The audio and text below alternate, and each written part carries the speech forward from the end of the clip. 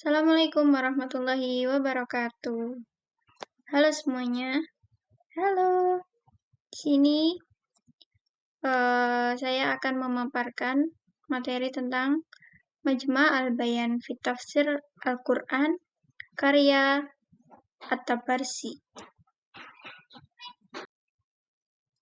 Untuk materi yang pertama yaitu biografi At-Tabarsi. At-Tabarsi memiliki nama lengkap yakni Abu Ali Ibnu Adal Ibnu Al-Hasan Ibnu Al-Fadal At-Tabarsi Al-Tusi Al-Zabzawari Ar-Radawi Al-Mashhadi. At-Tabarsi lahir di Tabaristan pada tahun 468 Hijriah dan wafat pada tahun 548 Hijriah.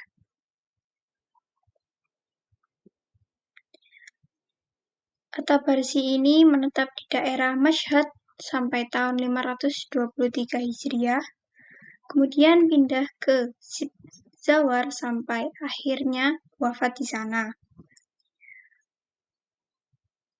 Untuk keberadaan makam beliau juga diperselisihkan. Ada yang mengatakan di Kotlakah dan ada juga yang mengatakan di Taus. At-Tabarsi ini merupakan salah satu seorang ulama yang terpandang di masanya. At-Tabarsi juga menjadi rujukan ulama lain ketika itu. At-Tabarsi dikenal dengan budi pekerti yang luhur dan juga ahli di bidang seperti fikih, hadis, dan lainnya. At-Tabarsi adalah seorang mufassir Syiah Imamiyah Isna al-Asy'ariyah. At-Tabarsi juga memiliki karya-karya, di antaranya Majma' al-Bayan fi Tafsir Al-Quran sebanyak 10 jilid, yang kedua Al-Wafi fi Tafsir Al-Quran Al-Wasit sebanyak 4 jilid, yang ketiga Al-Wajiz sebanyak 2 jilid, yang keempat Mishkah Al-Anwar, yang kelima Risalah Haqa'iq Al-Umur, yang keenam Ilmu Faraid, yang ketujuh Kitab Syawahid At-Tanzil li Qawaid At-Tafdil, yang kedelapan Kitab Al-Jawahir, yang kesembilan Nashr al-Syair. At-Tabarsi memiliki beberapa guru. Yang pertama, Syekh Abi Ali ibnu Syekh Al-Tusi, Syekh Abu Al-Wafa Abdul Al-Jabbar bin Ali Al-Mukri Ar-Razi, Syekh Al-Ajli Al-Hasan bin Al-Husain bin Al-Hasan bin Babuyah Al-Qummi Ar-Razi, Muhammad bin Al-Husain Al-Qasabi Al-Jurjani, Abi Al-Fat Abdullah bin Abdul Karim ibnu Hawazan Al-Qushairi, Abi Al-Hasan Ubaidillah bin Muhammad bin Al-Husin Al-Baihaqi. Kemudian Abi Al-Hasan Ubaidillah bin Muhammad ibnu Al-Husin Al-Baihaqi, dan seterusnya. Kemudian ada beberapa murid-murid dari At-Tabarsi. Yang pertama, Ridho ad-Din Abu Nashr Hasan bin Al-Fadl, Rashid ad-Din Abu Ja'far Muhammad bin Ali bin Syahroh Sya'ub. Yang ketiga, Syekh Muntajab ad-Din. Yang keempat, Sayyid Fadlullah Ar-Rawandi. Untuk latar belakang penulisan kitab, ada 3 alasan. Yang pertama, At-Tabarsi bernadar apabila At-Tabarsi selamat dari kubur, maka ia akan mengarang kitab tafsir. Jadi, ketika itu At-Tabarsi ini mengalami kaku di sekujur tubuh. Kemudian orang sekitar itu menganggap bahwa At-Tabarsi ini telah meninggal. Akhirnya, orang-orang pun memandikan, mengafani, dan menguburkan At-Tabarsi. Kemudian, setelah dikubur, At-Tabarsi ini sadar bahwa dirinya itu telah dikubur hidup-hidup. Kemudian, At-Tabarsi berusaha untuk meminta pertolongan,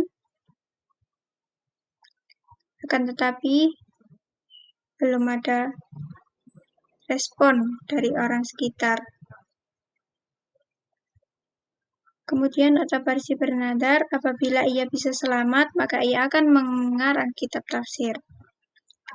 Kemudian ada sekelompok orang-orang yang ingin mencuri kain kafan. Nah, orang-orang ini berniatan untuk mencuri kain kafannya At-Tabarsi.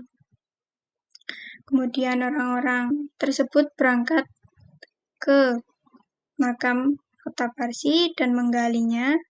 Kemudian orang tersebut terkejut melihat At-Tabarsi masih hidup. Kemudian At-Tabarsi pun meminta tolong untuk diantarkan pulang ke rumahnya.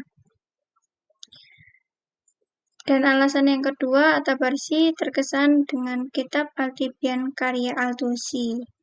Kenapa kok Al-Tusi? Karena Al-Tusi itu salah satu gurunya At-Tabarsi. Yang ketiga, dorongan dari Maulana Al-Amir Muhammad Ibnu Yahya bin Hibatullah Al-Husain. Terdapat kelebihan dan kekurangan dalam kitab tafsir ini. Yang pertama, kelebihan dari segi penyusunan bab-bab yang teratur sehingga mudah dipahami oleh pembaca. Yang kedua, pembahasan yang mendalam dalam segi kebahasaan, qiraat, dan fuqaha. Kekurangannya, yang pertama banyak dimasuki cerita-cerita Israiliyat, yang kedua memuat riwayat dan hadis-hadis maudhu, yang ketiga cenderung menafsirkan dengan ro'yunya dan memaksakan penafsiran sesuai paham Syiah. Untuk sistematika penulisan kitab, yang pertama At-Tabarsi menjelaskan jumlah ayat Al-Quran dan manfaat mengetahuinya. Yang kedua, penyebutan nama-nama pembaca Al-Quran atau qurra dan perawi yang terekam di beberapa negeri. Yang ketiga, menjelaskan pengertian tafsir, takwil, dan makna, serta penjelasan beberapa istilah yang sering digunakan dalam tafsir ini. Yang keempat, menyebutkan nama-nama Al-Quran dan maknanya. Yang kelima, membahas beberapa hal yang berkaitan dengan ilmu-ilmu Al-Quran. Yang keenam, hadis-hadis yang menunjukkan tentang keutamaan Al-Quran dan ahlinya. Yang ketujuh, anjuran membaca Al-Quran dengan memperindah bacaan atau tahsin al-lafz dan suara yang indah.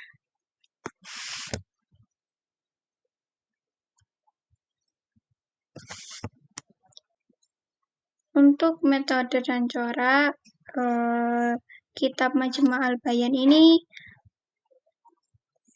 memakai metode tafsir tahlili dengan bentuk al-ma'thur dan ar-ra'i.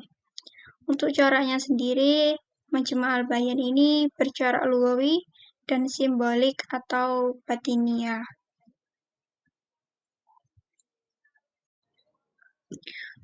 Langkah-langkah At-Tabarsi dalam menafsirkan kitabnya. Yang pertama, menyebutkan identitas setiap surah, apakah surat tersebut Makkiyah atau Madaniyah. Kemudian yang kedua, menjelaskan perbedaan pendapat ulama tentang bilangan ayat-ayat Al-Quran dalam surat tersebut. Nah, yang ketiga, menjelaskan perbedaan ulama tentang qiraat. Yang keempat, menjelaskan analisis bahasa yang berkaitan dengan makna lafaz atau kalimat. Yang kelima, menjelaskan i'rab dan kemusykilannya. Yang keenam, menjelaskan ilat dan hujah masing-masing. Dan yang ketujuh, menjelaskan asbabun nuzul, i'rab, ma'ani, hukum, kisah-kisah, dan kolerasi runtutan ayat.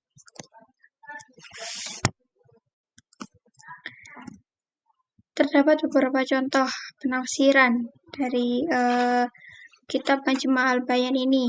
Yang pertama, untuk konsep imamah dalam surat Al-Maidah ayat 55. Ayat ini dijadikan dalil atas keharusan atau penetapan Ali sebagai khalifah setelah Nabi wafat tanpa adanya penghalang. Pengertian wali dalam ayat tersebut menurut At-Tabarsi adalah yang lebih berhak atau yang lebih utama, yaitu Ali.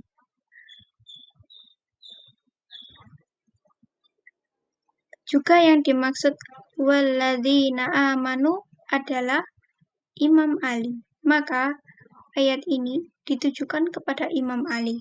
Hal ini didasarkan pada sebuah hadis bahwa yang menceritakan Imam Ali memberikan cincin saat sholat sebagai tafsiran.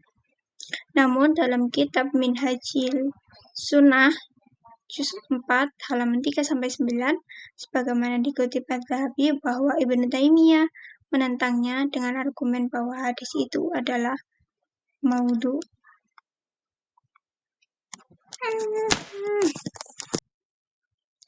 Untuk contoh yang kedua mengenai konsep maksum para imam, yakni di surat Al-Ahzab ayat 33, sesungguhnya Allah bermaksud hendak menghilangkan dosa dari kamu, wahai ahlul bait, dan membersihkan kamu sebersih-bersihnya. Imam-imam yang ada dalam Syiah semuanya adalah maksum atau bersih dari dosa seperti para nabi.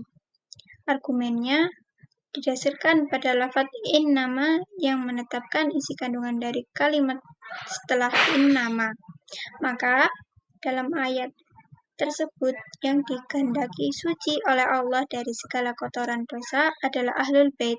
Ketetapan sucinya ahlul bait dimaknai sebagai maksumnya semua imam dari segala keburukan atau perilaku dosa. Sedangkan yang bukan ahlul bait tidak maksum atau tidak terjaga dari perbuatan dosa.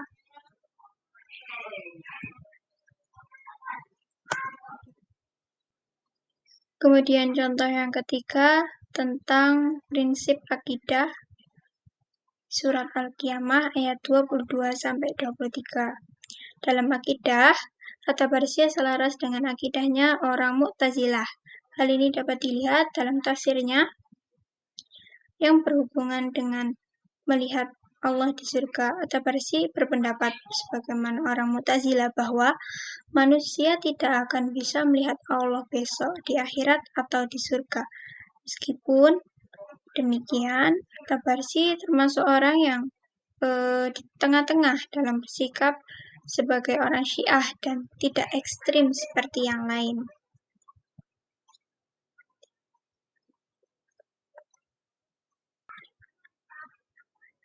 Kesimpulan yang dapat diambil yakni dengan menggunakan metode takwil, At-Tabarsi memiliki perhatian lebih dengan makna batin Al-Quran, walaupun harus diperhatikan bahwa banyak takwil mereka yang cenderung arogan. Hal ini berbeda dengan metode tafsir yang berkembang di dunia Sunni, yang cenderung literal dan skriptualis, sehingga penafsiran Al-Quran di dunia Sunni kurang memperhatikan aspek batin Al-Quran, yang merupakan pesan Al-Quran yang sebenarnya. Walaupun harus diperhatikan bahwa banyak takwil orang-orang Syiah yang cenderung arogan dan tidak mengindahkan aturan-aturan takwil dalam Khazanah Ulumul Quran. Takwil yang dipakai oleh orang Syiah didasarkan pada kepentingan mereka mencari justifikasi untuk mendukung pandangan madhabnya, sehingga alih-alih mereka mencari makna batin Al-Quran, malah makna Al-Quran mereka diselewengkan begitu jauh.